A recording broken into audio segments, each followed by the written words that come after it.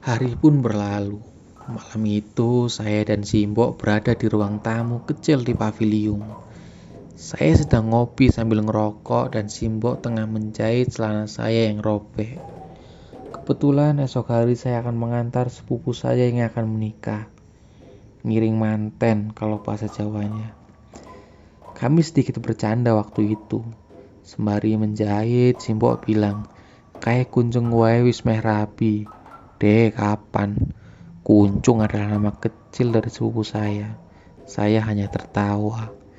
Tapi ada yang memecah tawa saya. Suara lonceng itu lagi. Saya lihat Simbok tenang saja.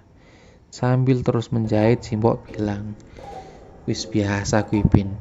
Wis meh saben wengi mesti ngono kuwi. Wis dikulinake wae." Sudah dibiasakan saja.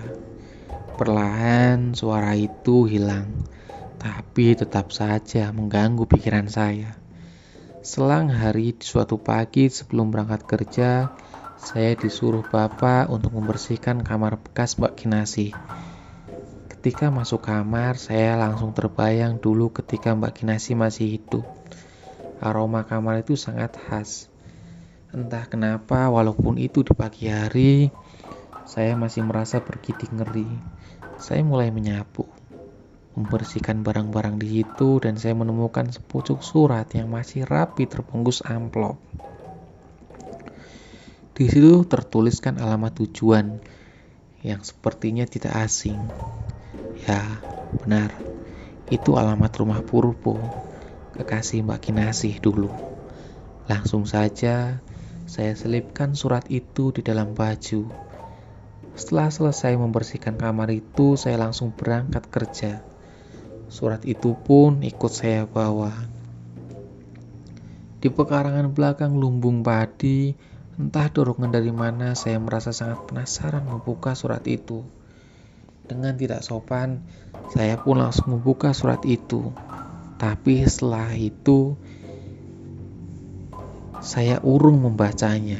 Dalam hati, saya meminta maaf kepada Mbak Kinasi. Saya masukkan lagi surat itu ke dalam amplopnya, dan ketika saya melihat alamat tujuannya, pikiran saya langsung berkata, saya harus bertemu Mas Purbo. Saya pun mencari cara untuk menuju alamat itu. Waktu itu kendaraan masih jarang. Singkat cerita, bermodalkan 50 perak, saya mencari alamat Mas Purbo dan ketemu. Dengan sedikit keraguan, saya ketuk gerbang rumahnya. Keluarlah seorang ibu-ibu setengah lansia membukakan pagar. Dia bertanya, "Matosi sinten, Mas?" "Matosi Mas Purbo, niki badhe ndugi surat saking Mbak Kinasih," jawab saya. Itu ibu itu langsung terdiam dan dengan buru-buru menyuruh saya masuk dan duduk. Di situ dia membuka laci di sebelahnya, mengambil kumpulan surat-surat yang ternyata dari Mbak Kinasih. Dan sambil berkaca-kaca dia pun bercerita kalau Mas Purbo tidak di sini, tapi di penjara. Jadi ternyata di suatu hari Mas Purbo dan teman-temannya terlibat perkelahian di sebuah tempat judi dadu. Dan entah bagaimana keadaannya, perkelahian itu berubah menjadi adu golok. Yang sialnya lagi ada satu orang yang tewas. Kira-kira begitu.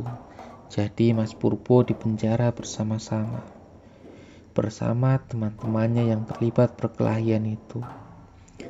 Jadi masuk akal kalau waktu itu Mas Purbo hanya bisa membalas surat dari Mbak Kinasih satu kali saja. Singkat cerita, saya pun mengabarkan tentang meninggalnya Mbak Kinasih dan keadaannya dulu. Seketika ibu itu pun menangis. Terjadi pembicaraan yang panjang.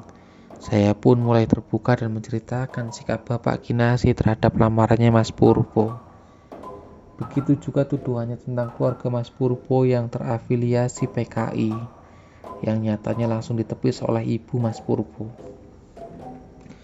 Dengan alasan yang sangat meyakinkan, dugaan saya benar tentang tuduhan Bapak Kinasih yang serampangan dan tidak mendasar.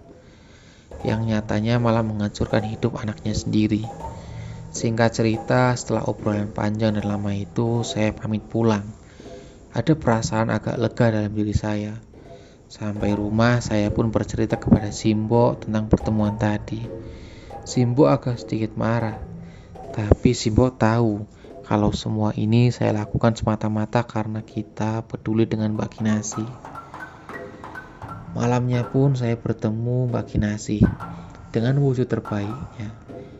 Di situ dia berkata, "Suwun ya Bin, wis ngupokoro dan kemateni aku." Saya pun terbangun dan lagi-lagi mendengar suara lonceng itu. Saya menangis, takut bercampur sedih.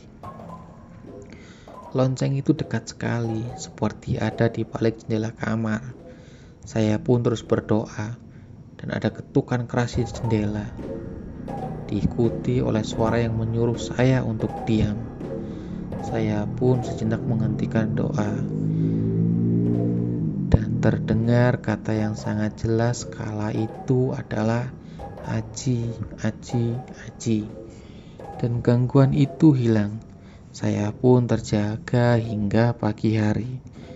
Kejadian-kejadian selama ini hampir membuat saya depresi. Karena sudah tidak kuat lagi, saya pun curhat ke seorang ustadz tentang apa yang saya alami. Dan menurut Pak Ustadz, memang benar.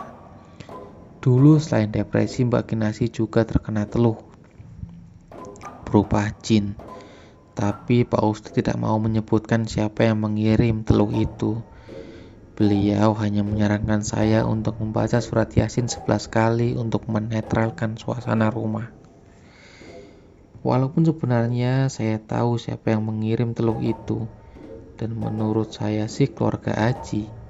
Semoga benar. Ingat kan, Aji orang yang pernah melamar Mbak Kinasi namun ditolak, dikuatkan oleh suara tempo malam.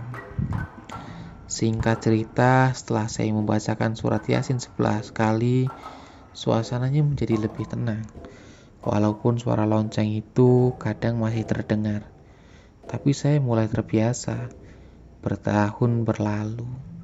Awal tahun 1972, Bapak Mbak Kinasi meninggal dan setelah setahun ibunya pulang ke rumah asalnya di Semarang dan memutuskan untuk menjual rumah serta 6 dari 7 tempat penggilingan padi miliknya, yang mana salah satunya diwariskan ke saya. Dan di tahun yang sama juga saya menikah. Saya memboyong Simbo serta istri dan tinggal tidak jauh dari rumah Mbak Kinasi. Sampai sekarang cerita ini ditulis, rumah itu masih dihuni oleh sebuah keluarga. Dan sampai sekarang juga banyak kesaksian yang mengatakan suara lonceng itu masih ada, terdengar di tengah malam.